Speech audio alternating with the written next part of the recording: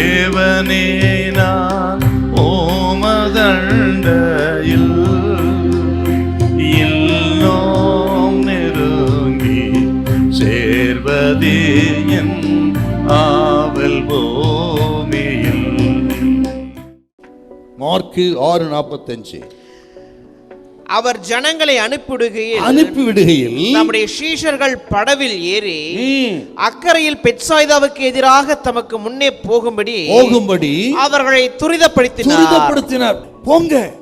எதுக்கு சார் துரிதப்படுத்தணும்? போங்கன்னு சொன்னா போக மாட்டாங்களா அவங்க? சீக்கிரம் போங்க. ஏன்பா இப்படி தாமதம் பண்றீங்க? ஏன்பா மாசம் நிக்கிறீங்க? ஏன்பா பேதுரு, யோவானே, என்னாச்சு உங்களுக்கு?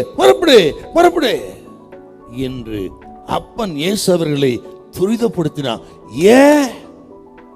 யோவான் சுவிசேஷம் 6ஆம் அதிகாரம் 15 ஒரு சோதனை இருக்குது. வாசிங்க 6:15. ஆதலால் அவர்கள் வந்து தம்மை ராஜாவாக்கும்படி பிடித்து கொண்டு போக மனதா இருக்கிறார்கள் என்று இயேசு அறிந்து மறுபடியும் விலகி தனியே மலையின் மேல் ஏறினார். அங்கே ஒரு ஆபத்து இருக்கு அவங்களுக்கு. என்ன?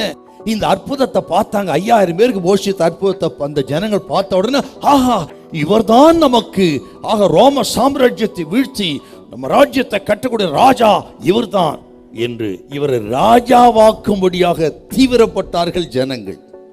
ஆனால் இயேசு இந்த முறை வந்தது ராஜாவாக வரவில்லை, இரட்சகராக வந்திருக்கிறார். சிலுவைக்கு போகணும், மரித்து உலகத்துக்கு ரட்சிப்பை கொடுக்கிற இரட்சகராக வந்திருக்கிறார். ஆனால் இந்த ஜனங்கள் ராஜாவாக்கும்படி தீவிரப்பட்டார்கள். ஜனங்களின் யோசனை, ஜனங்களின் ஆர்வம் ஆவிக்குரியதாக இல்லை.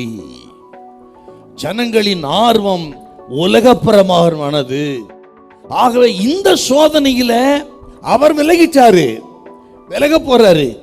ஆனால் தமது சீஷர்கள் சிக்கிக்கொள்ளக்கூடாது.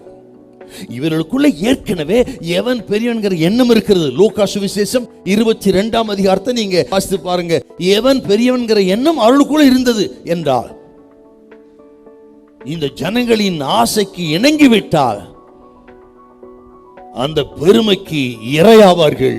தேவ திட்டம் நடக்காம போயிரும், உலக பிரகாரமான ஆசீர்வாதத்தை சிக்கிடுவாங்க என்று இந்த ஆபத்திலிருந்து தவிர்க்கத்தான் கடலுக்குள்ளே துரிதப்படுத்தினார். இப்ப சொல்லுங்க, எந்த ஆபத்து பயங்கரம்?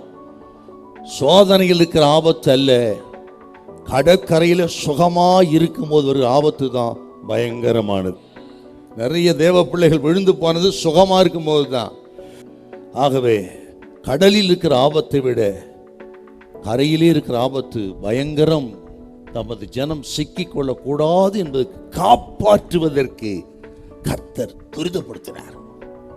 அப்படி காப்பாற்றப்பட்டவர்கள் தான் உலகத்தையே கலக்கினார்கள். நிறைய பேர் சேஃப்டியா இருப்பாங்க, அவர்களுக்கு சோதனையும் தெரியாது, அழைப்பும் தெரியாது.